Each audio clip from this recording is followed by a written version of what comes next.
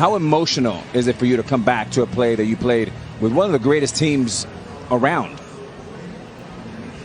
Alex, when people ask me a question like that, it's like coming back here is not easy. The racism that I played here, when I played here, the difficulty of going through different places where we traveled. Fortunately, I had a manager and I had players on the team that helped me get through it. But I wouldn't wish it on anybody. People said to me today, I spoke, and they said, you think you're a better person, you think you won when you played here in Concord. I said, I would never want to do it again. I walked into restaurants and they would point at me and said, can't eat here. I would go to a hotel and they say, then can't stay here. We went to Charlie Finley's country club for a welcome home dinner, and they pointed me out with the N-word. He can't come in here. Finley marched the whole team out. Finally, they let me in there. He said, we're going to go to the diner and eat hamburgers. We'll go where we're wanted. Fortunately, I had a manager, Johnny McNamara, that if I couldn't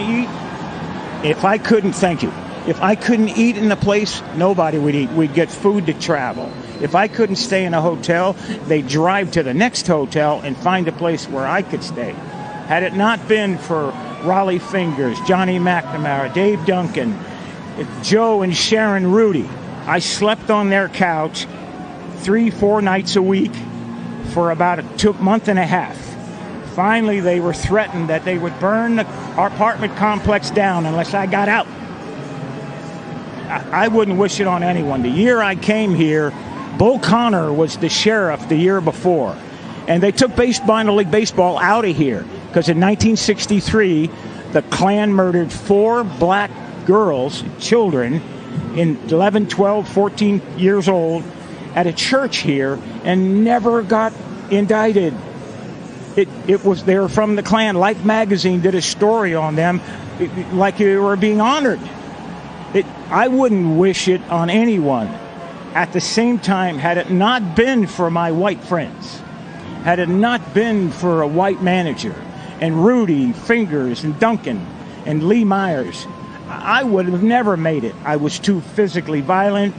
I was ready to physically fight I'd have got killed here because I'd have beat someone's ass, and you'd have saw me in an oak tree somewhere. Reggie,